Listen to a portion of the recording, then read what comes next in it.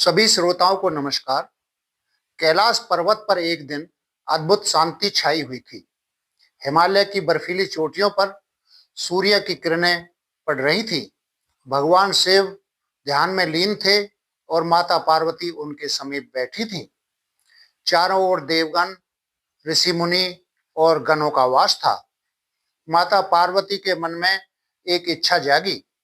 उन्होंने मधुर स्वर में कहा, प्राणनाथ, आप तो सदा कैलाश में ही रहते हैं। मुझे पृथ्वी लोक को निकट से देखने की इच्छा है। वहां के लोग, उनका जीवन, उनका सुख दुख, सब कुछ।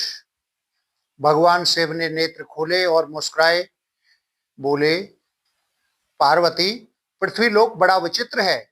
वहां माया का प्रभाव बहुत गहरा है। माता पार्वती ने हल्की जिद करते हुए कहा, स्वामी, जब आप साथ हों तो मुझे किसी माया का भय नहीं। भगवान शिव माता की इच्छा टाल नहीं सके। उन्होंने त्रिनेत्र की शक्ति से एक साधारण सा घोड़ा उत्पन्न किया।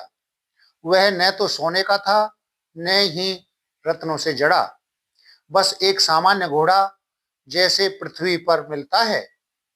भगवान शिव उस घोड़े पर सवार हुए और माता पार्वती उनके पीछे चलने लगी। दोनों साधारण वेश में पृथ्वी लोक की ओर चल पड़े। पृथ्वी लोक के एक गांव से वे गुजरे। ग्रामीण उन्हें देखकर हंसने लगे। कोई बोला, अरे देखो, साधु घोड़े पर ऐंठ कर बैठा है। दूसरा बोला, और पीछे उसकी पत्नी पैदल चल रही है। कोई ताली बजाकर हंसा, कोई व्यंग्य करने लगा। माता पार्वती को बुरा लगा। उन्होंने भगवान शिव से कहा, स्वामी, लोग हमारा उपहास कर रहे हैं। भगवान शिव शांत रहे। वह भगवान शिव घोड़े से उतर गए और माता पार्वती को घोड़े पर बैठा दिया। स्वयं पैदल चलने लगे। अब गांव के लोग फिर बोलने लगे, देखो, कैसी स्त्री है, खुद घोड़े पर बैठी है और पति बेचारा पैदल चल रहा है। ऐसी पत्नी तो कलयुग की निशानी है। माता पार्वती और भी दुखी हो गईं। अब दोनों घोड़े से उतर गए और घोड़े को साथ लेकर पैदल चलने लगे। लोगों ने फिर मजाक उड़ाया, अरे मूर्ख लोग, घोड़ा है फिर भी पैदल चल रहे हैं। भगवान ने बुद्धि ही नहीं दी इन्हें। हंसी ठहाकों की आवाज फिर गूंज उठी। अब भगवान शिव और माता पार्वती दोनों घोड़े पर सवार हो गए। लोगों ने फिर कहना शुरू किया, अरे देखो, बेचारे घोड़े पर कितना बोझ डाल दिया, इतनी भी दया नहीं। माता पार्वती की आंखें नम हो गईं।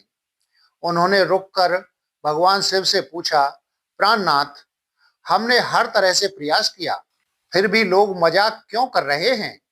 भगवान शिव मुस्कुराए। उन्होंने माता पार्वती का हाथ थामा और गंभीर स्वर में कहा, पार्वती, यही संसार का सत्य है। आप कुछ भी कर लो, लोग आपकी निंदा करेंगे ही। अगर आप आगे बढ़ो तो जलेंगे, अगर पीछे हटो तो हंसेंगे, अगर अकेले चलो तो सवाल करेंगे, और साथ चलो तो भी दोष निकालेंगे। इसलिए जीवन में सबसे जरूरी है लोगों की नहीं, अपने धर्म और अंतरात्मा की सुनना। माता पार्वती के चेहरे पर शांति छा गई। उन्हें जीवन का गहरा रहस्य समझ में आ गया कि वही करो जो सही है, जो आपके धर्म और आत्मा को स्वीकार हो। कहानी अच्छी लगी हो तो वीडियो को लाइक, शेयर और चैनल को सब्सक्राइब जरूर करें। कहानी सुनने के लिए धन्यवाद।